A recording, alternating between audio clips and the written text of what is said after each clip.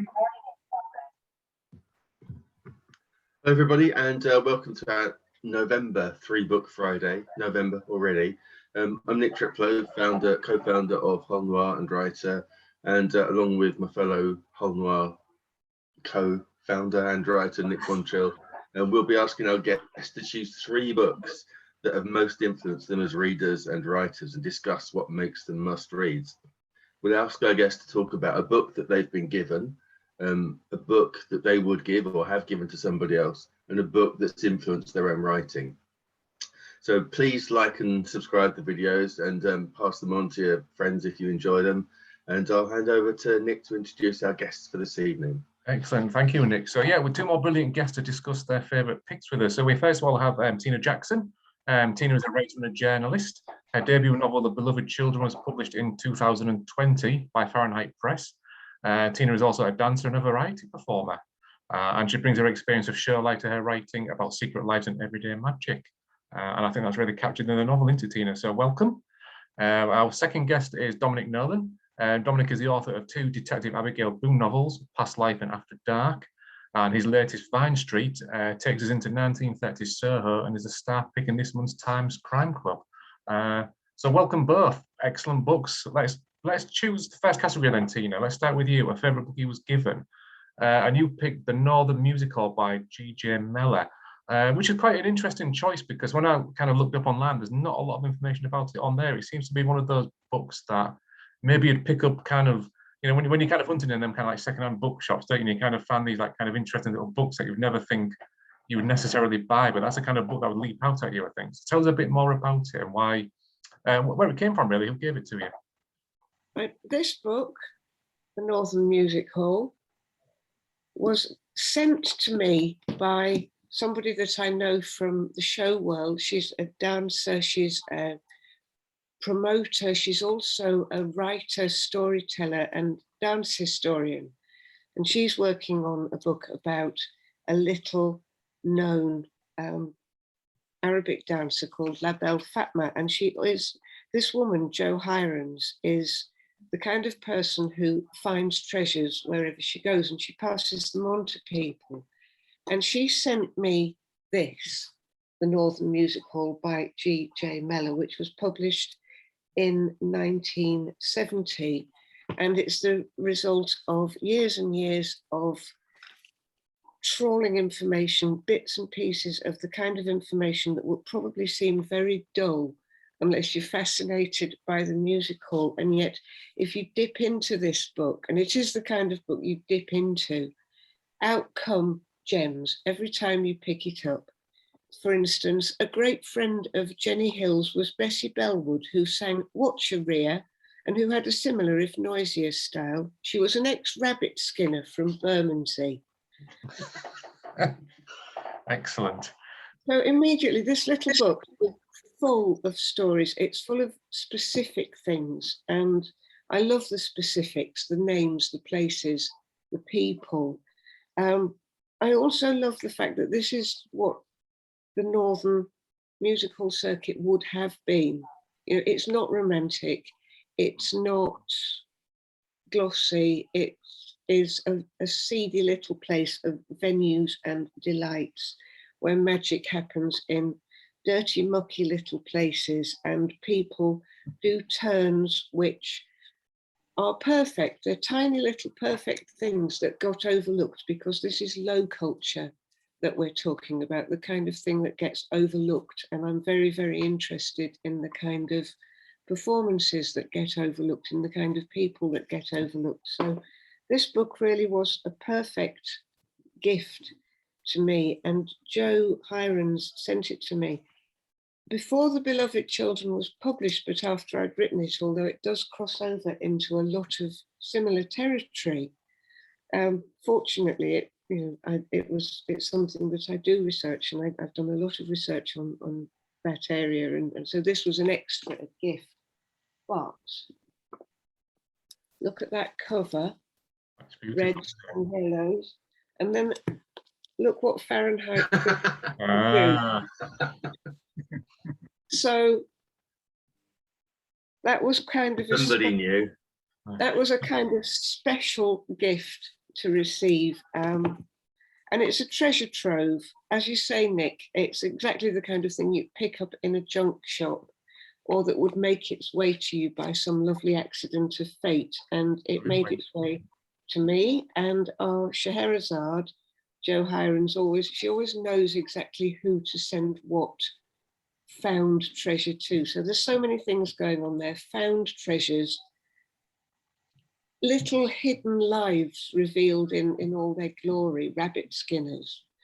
And you know, the incredible synchronicity of what that looks like and what Fahrenheit Press did with my beautiful covers. So that's my pick. Yeah. Was it an important book in terms of your own writing then as well? Was that kind of a really kind of influential text in terms of The Beloved Children?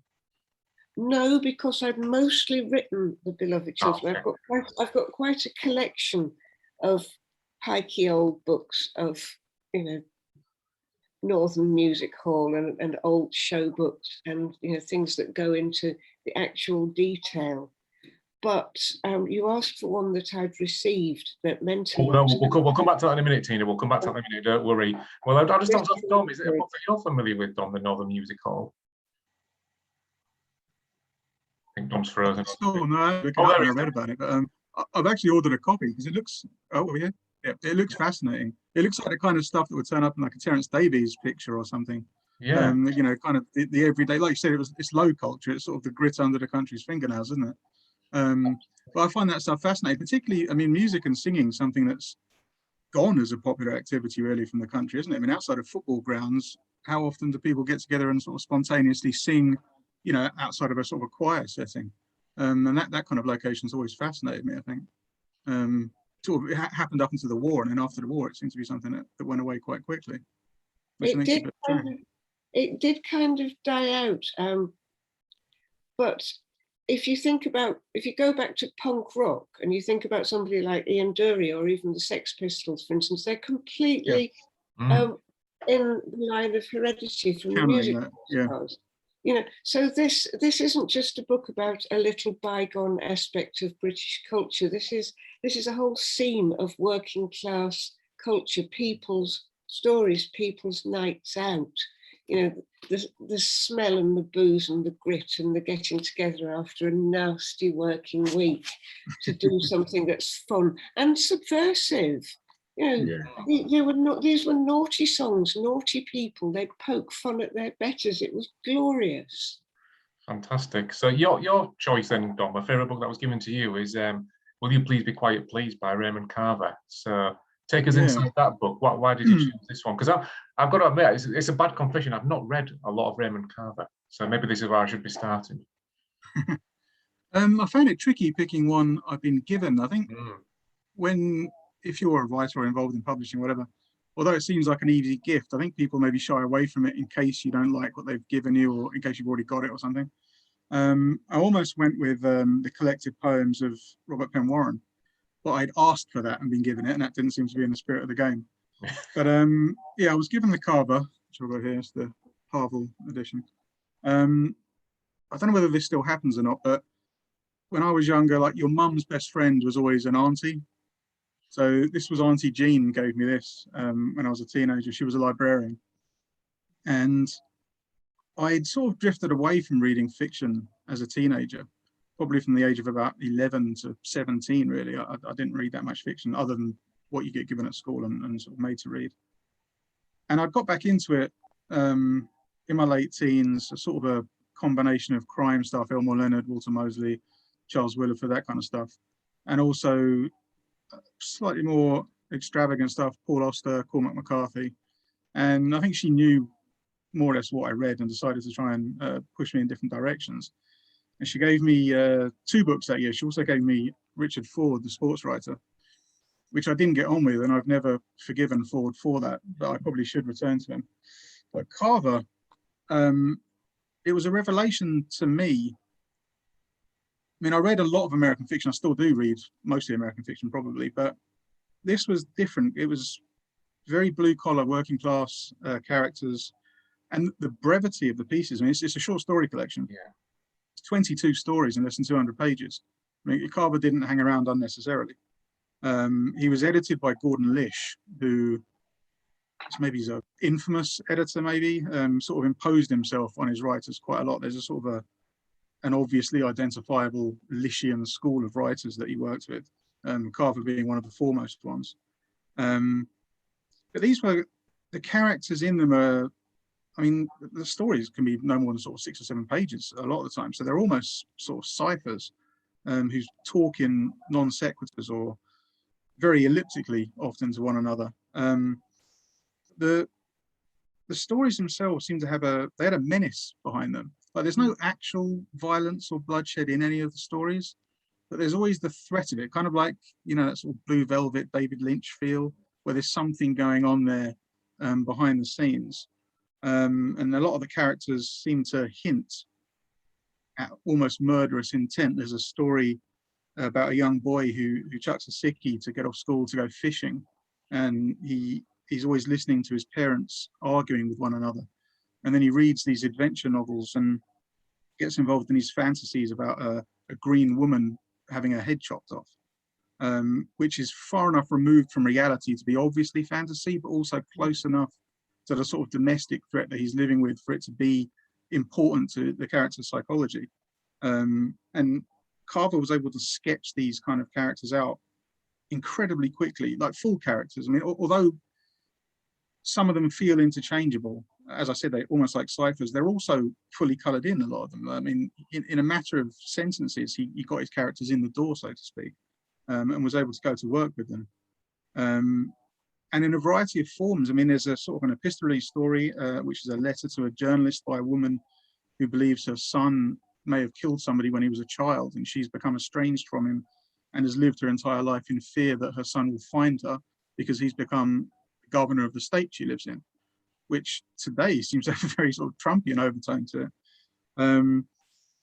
And there's a story that there are a lot of strangers in the books that sort of impact on people's lives, people they don't know. So there's one story about an oddly aggressive vacuum salesman who sort of won't take no for an answer, forces his way into this guy's house, and gets very mad at him. You know, he's trying to say, you know, they used to do this in America where they'd say the wife had won a vacuum or won a vacuum demonstration or something. And the guy separated from his wife and has no interest in a vacuum cleaner. He gets involved with this lunatic who comes into his house, oddly spouting trivia about dead poets whilst trying to sell him a vacuum cleaner.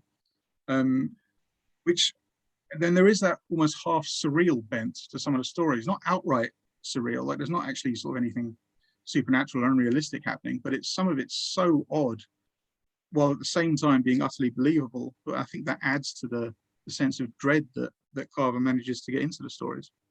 He wrong-foots you, doesn't he? With very few phrases, he kind of puts you in a place, in an awkward place. But it's that kind of pared downness of it that almost, yeah, I mean, where is he hiding the menace? Because it's there in plain sight, but somehow it's quite elusive. Yeah, and that's strange because it is so pared down, and yet once you've read a few of his stories, you get the impression that you would be able to pick out a story you hadn't read just from a few lines. Which seems, you know, I mean, there are writers that obviously that is the case because of the way they use language, you know, like, okay, that's Thomas McGuane or something. But Carver does it in such an almost nondescript fashion, and yet it's clearly Carver's story, which I think is a remarkable gift to have. Yeah, no, they're brilliant, well worth reading. Right, we're going to move on to the next section, which is the book that you've given to somebody else. And Tina, you've chosen something from just before the war that caused a bit of a stir at the time. Lolly Willows. Yes. By Sylvia Townsend Warner, which is as well. Excellent.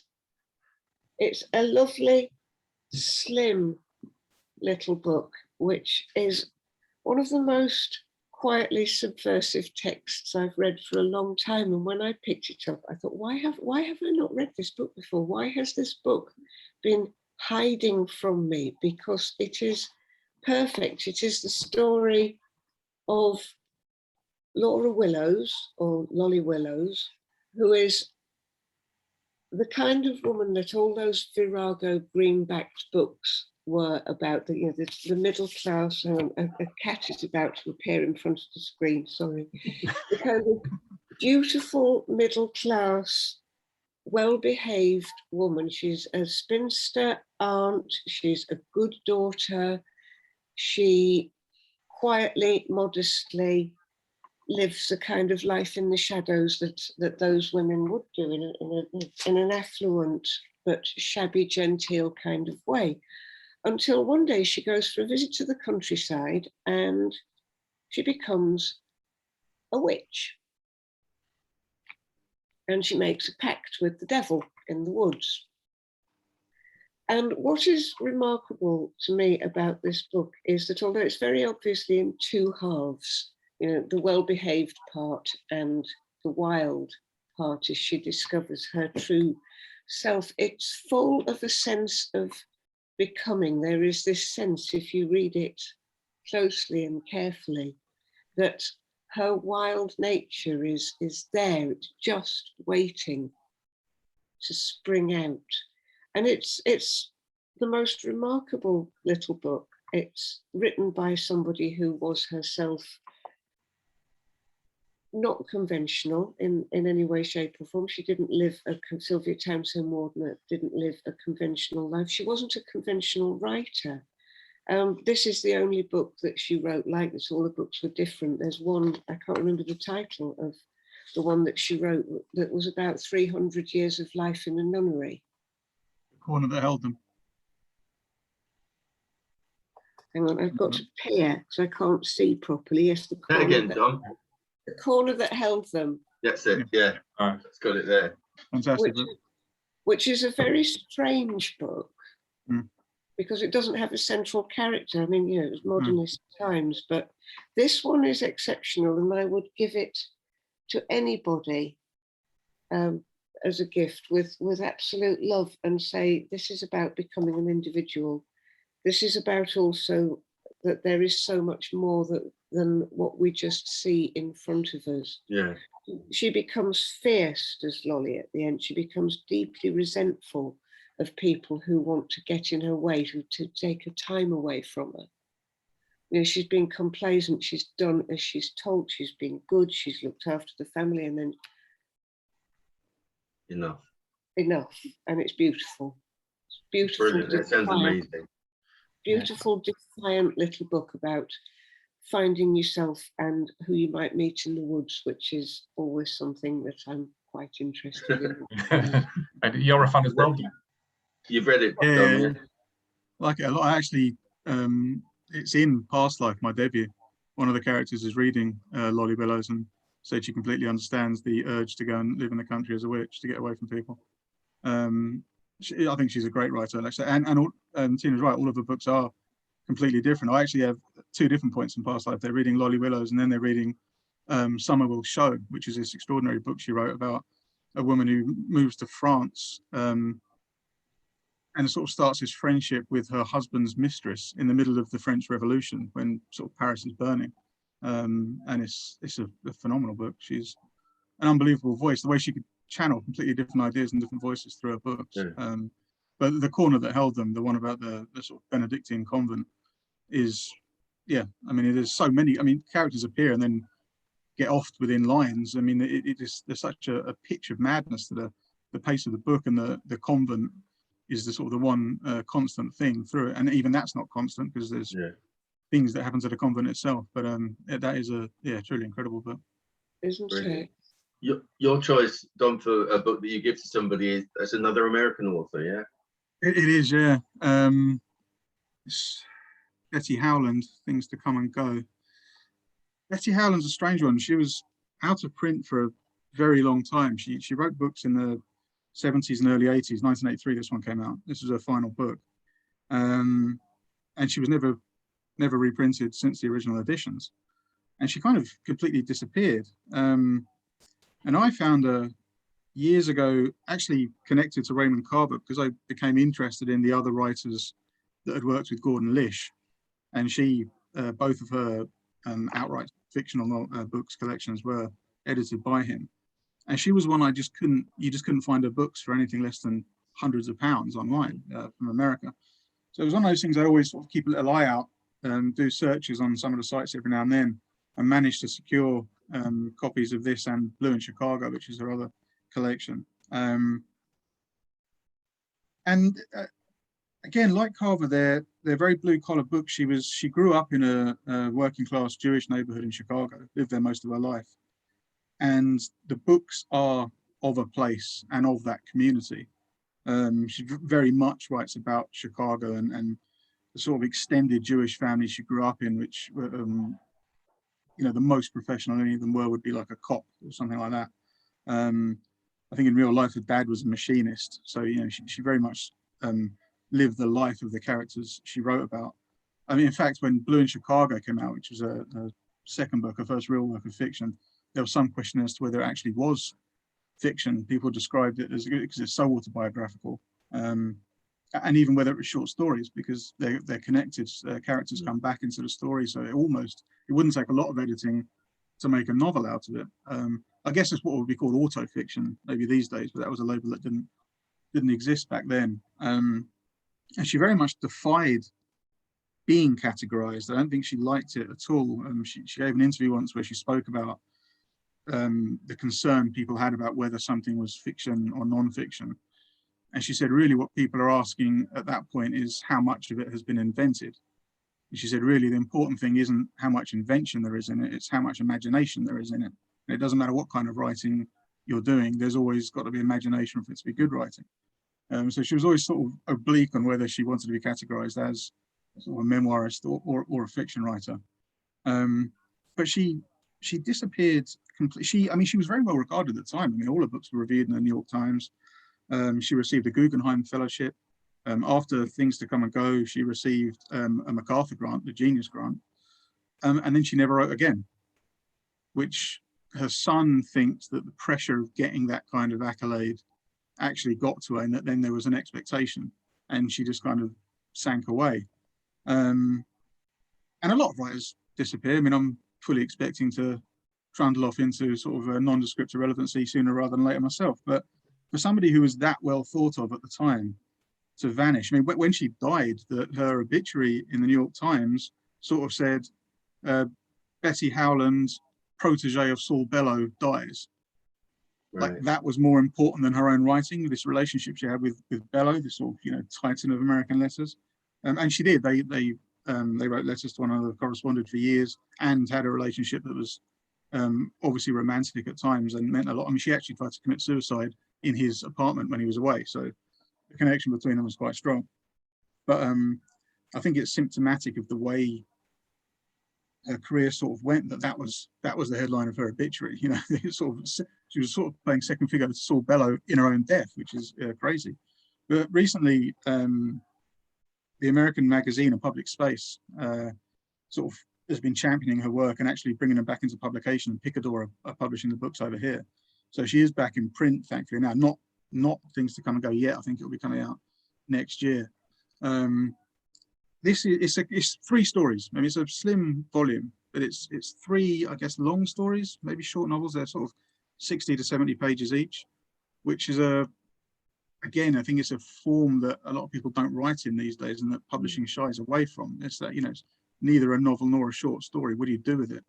But she's very good at, I mean, she doesn't overburden herself with plot. She's a very canny observer of people, and her descriptions of characters are incredible and merciless. I normally shy away from describing my own characters. I'd rather let the reader do it, but she very much ties it into what she writes about. She writes about these people in these extended families, and really the similarity that there's a brilliant story called Birds of a Feather about a young sort of teenage girl who is almost bewildered by her family. Like she has nothing in common with any of these people other than the fact that they look like the same creature. And this confuses her even more. Like, I'm so obviously connected to these people because our faces are the same, and yet I may as well have never met them before sometimes, you know. And she writes about this alienation, both on an intimate level and I think in the community. She writes about Chicago as if it's I think she describes it at one point as Chicago is not a city, it's the raw materials of a city, as if nobody had fully put the place together yet. And there's another story in Things to Come and Go about a black babysitter of a Jewish family who gets a lift home from this Jewish professor who's the lover of the mother of the child. And it's about the different fears people have for no other reason than they're different to one another. So their sort of upper middle class existence freaks out the babysitter. And then when this professor has to drive her home to a black neighborhood, he's like, you know, almost waiting to be murdered or something. He can't get the sort of physical terror of being in this place out of his mind. And the child is so intimidated by this woman when she babysits that he's always on best behavior. The mother thinks that he almost ages several years every time she looks after him. And really, there's no cause for any of these fears. It's just simply human alienation, which I think is one of the things she writes about so beautifully.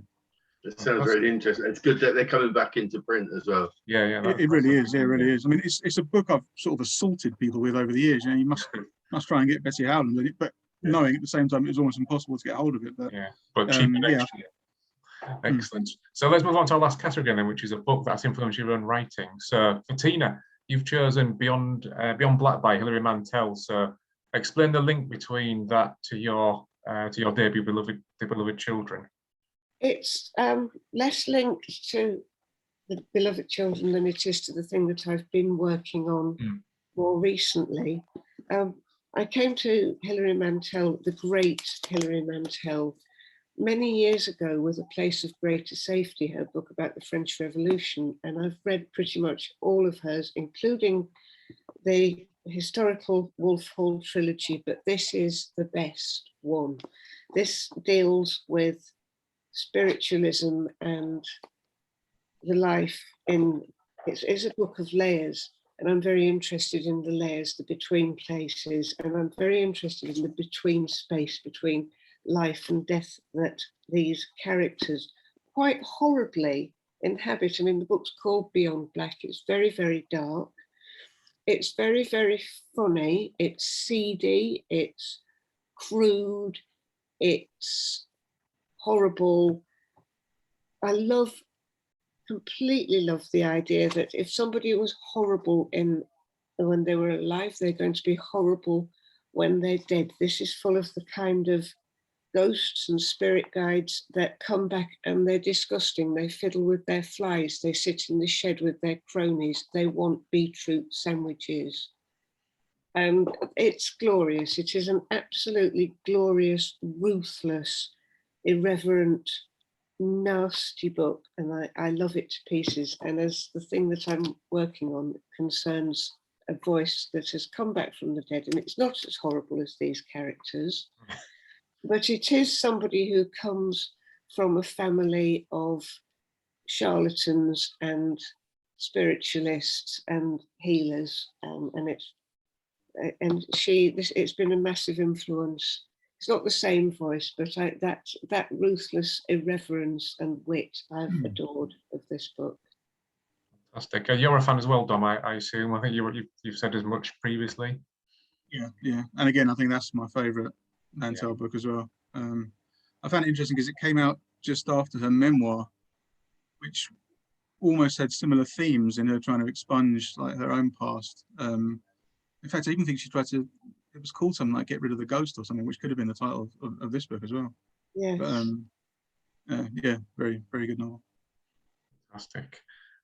So your book, Dom, was The March, E.L. Doctorow, which, having just read Boundary, I think I can kind of make the connections between that kind of epic kind of scale of the book, but also that kind of intimate portrayal of characters as well, that kind of really close-up view to some of them. Is that a fair summarization? The blending of fact and fiction that Doctorow does, I think, was the big influence on me. I mean, I think in terms of the kind of crime fiction I write, there are more obvious touchstones, Elroy, Peace, Jake Arnott, people like that, certainly in terms of Vine Street. But Doctorow, I don't think this is Doctorow's best book. I think Ragtime is going to be remembered as his masterpiece, but this has that similar style where he takes fictional characters in a real historical setting and they interact and are involved with real historical characters as well. So this is about Sherman's march across the South, which was just this unleashing of mass violence by the Unionist army to make sure that the end of the war was final, that there was going to be an absolute victory. just marched for hundreds of miles, burning every town, including Atlanta, that they came across, looting and pillaging them, just wrecking them. And they sort of collected this caravan as they went. Freed slaves tried to follow with them, displaced civilians wanted safety. So, I mean, we're literally talking about a sort of a human caterpillar that would just stretch for miles, following the army into these towns. And he has a sort of a democratic style, in that he likes jumping from perspective to perspective. He sort of has half a dozen characters whose eyes you see the story through, different people that are involved in this march. There's a young black girl, a freed slave, who dresses up like a drummer boy to hide her actual origins. There are several soldiers, including soldiers that switch sides, stolen uniforms, and just to survive are marching with the Yankee army. There's a surgeon, a very cold figure who does some extraordinary sort of, battle surgery operations on soldiers along the way. And there's Sherman himself at the center of it all, leading this sort of march. And Lincoln turns up at one point as well. But it was just the free-form style he has, and the almost delirious irresponsibility that he felt toward history, that made me look up some of his essays after I'd written it to see whether he'd written about this. And he had done. He wrote a particular essay called False Documents after Ragtime, where he sort of lays out his thoughts on it, which basically amount to, if something is true but I don't like it, I'll change it. And he had no, because I think, we've just spoken about Hilary Mantel, who has a fairly rigorous and robust fidelity to chronology at the very least. She won't change events. I mean, obviously, even if you write historical characters like real people, they are characters. You can't know another person's mind that closely, so you're giving agency to these real people. But you can honor the actual events as they happened, or at least as we understand them to have happened. Whereas Doctor, I would just be like, no, if something was inconvenient, he'll change it, which was an idea I loved, and certainly have taken on in my own fiction in Vine Street, which takes some fairly fragrant liberties with the actual events of 1930 Soho. Fantastic. I think we've got a couple of minutes left, so I'm going to put you both on the spot. We're getting towards the end of the year now, aren't we? So can you pick us a favourite read from 2021 off the top of your heads? That's a tricky one, isn't it? Just to try and pick one if you can. What about you, Tina? Well, I've got Dominic's book here because in my other role, I work for Writing Magazine, and we've got Dominic as one of our stars in the next issue, talking about Vine Street. And so I've been wanting to read Vine Street and saving it, and now reading it, and it's marvellous. So I'm going to sound completely grovelly, but I'm going to have Vine Street as one of my picks, because I'm slightly overawed at being in Dominic's company tonight, and we're delighted to have you in Writing Magazine. And yeah, thanks. It's fabulous. Thank you. Yeah, I agree. I think it's a great book. It's a great book, Dominic. It's going to do really well. So, how about one from yourself, Dom? Can you pick a book of the year? I've really enjoyed Sergeant Salinger by Jerome Charon, who's one of my favourite writers anyway, and is insanely consistent. I mean, I think he's written about 50 novels over half a century, and all of them are unbelievable. I don't know how he does it every year, just pulls a new one out the drawer, like, hi, here's another masterpiece. And he writes these biographical fictions of real characters, and he takes J.D. Salinger's war record, which was something I wasn't really aware of, even though the war kind of cast a shadow over, not necessarily Catcher in the Rye, but his short stories. But Salinger landed on the beaches at Normandy. He was at the Battle of the Bulge. He was properly in there, and he spoke a little bit of French and German. So after he'd survived all of that, he was picked up by the Ritchie Boys, which were like the American counterintelligence crew, and was involved in the interrogation of captured Nazi officers, and ended up with the squad that liberated one of the sort of satellite camps at Dachau. So I mean, his war was crazy, and I think it really affected him when he came back. There were several years when he was very troubled and sort of sought help about it before he started writing seriously. And I think the book he writes, his books are almost in a sort of language, like you feel sort of drunk reading them. He's got a fantastic prose style, but he also, I think, really gets into the mind of the historical characters he writes about, and does, I think, reflect, like, I think that it opened up Salinger's fiction to me more, particularly the short stories. I think like 9 stories, as it's known here. Some of the stories in that where the after effects of the war are in the stories, and I think reading this very much breathed new life into those stories for me. Super. I think we're about done, aren't we, Nick? I think we should draw a line under it. We are, yeah. Just to say that both of those are brilliant novels, and definitely Sergeant Salinger's would be on my list for this year as well. Fantastic. So we should say The Beloved Children by Tina Jackson is out now, as is Vine Street by Dominic Nolan, and we'll be back soon with more 3-Book Friday. Thank you very much. I think we're going to take a break until the spring. Yes, good point. Yeah, good point. This is going to be the last one. We're not going to do a Christmas edition. We're just not that way inclined. So we'll see you in the spring. And thanks to Dom, thanks to Tina, and thanks to everybody who watches.